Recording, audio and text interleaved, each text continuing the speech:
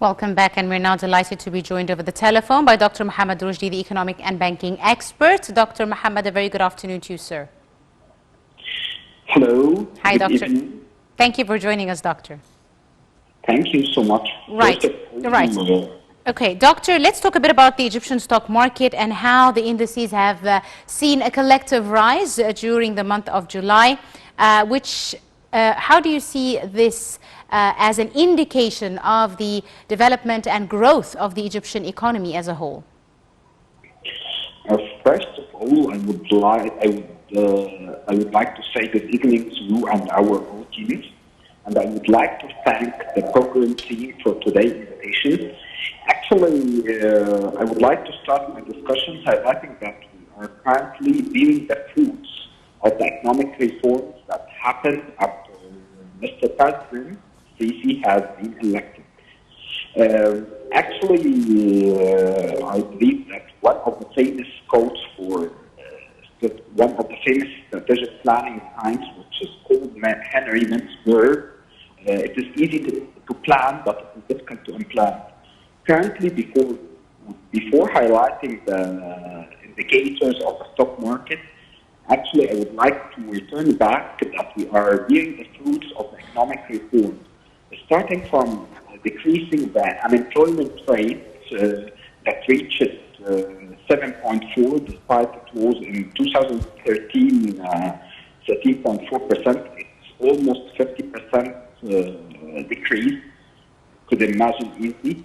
Egypt rank in the global competitiveness advanced 20 place 2020 to be 82 among 141 countries, and also the foreign currency reserve increased by 136% to reach USD 45 billion instead of 19 billion before the devaluation. Also, I would like to correlate the performance of the stock market to some economic indicators, which is the GDP. Despite the fact of COVID-19 pandemic, Egypt is the second highest GDP globally, which reached 2%, as we can realize easily. A lot of developed countries had a negative GDP, so you could imagine. Yes. Also, the balance of payment deficit decreased in fiscal year 1920 to reach 8.6 billion, versus 102 billion at the previous year.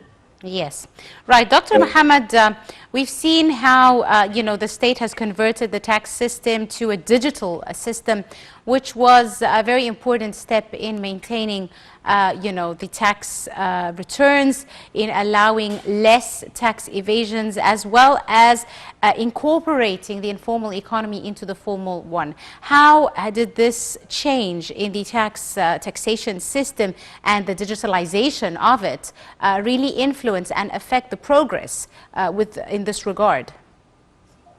Actually, as I briefed you and our audience, that there are some factors reflected on the economic system. One of them, which is the tax and the performance of the stock market. Actually, the tax, one of the main points to change the tax mechanism, which is the financial inclusion.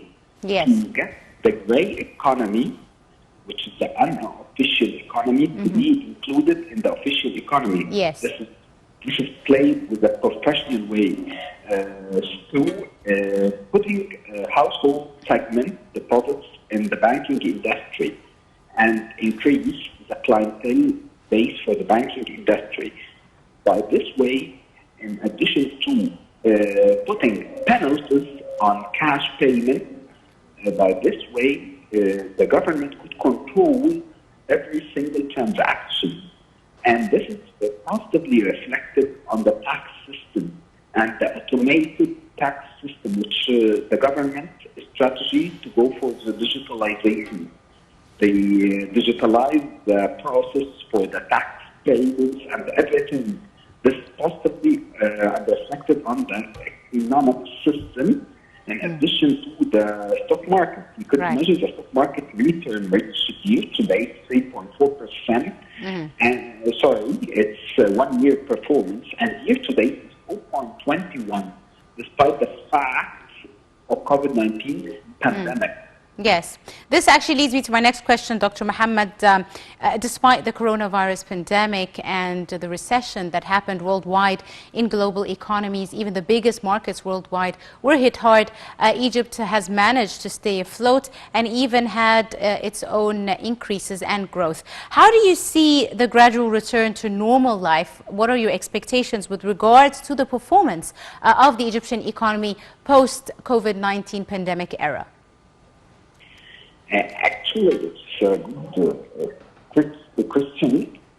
Despite the fact of COVID-19 pandemic, Egypt, the second highest GDP growth globally, it reached to 2%. And you could realize that developed countries have a negative GDP growth. And my expectation, in my humble opinion, that the GDP growth rate expected to reach 5% in the coming fiscal year. This is a challenging point, and you could realize some indicators, which is one of them, the inflation rate. The inflation rate decreased actually to be 5%, despite the fact it was reached 36%. One of my friends is saying that they couldn't imagine what happened in Egypt, especially the international community describing that the President Sisi had the magic stick to do those things. Right. Right. I'd like to thank you very, very much. I'd like to thank our guest, Dr. Mohamed Roshdy, the economic and banking expert. Thank you so much, sir, for joining us and for your insight. Ladies and gentlemen, a short break, and we'll be right back to continue this edition of Cairo Local Time. Do stay tuned.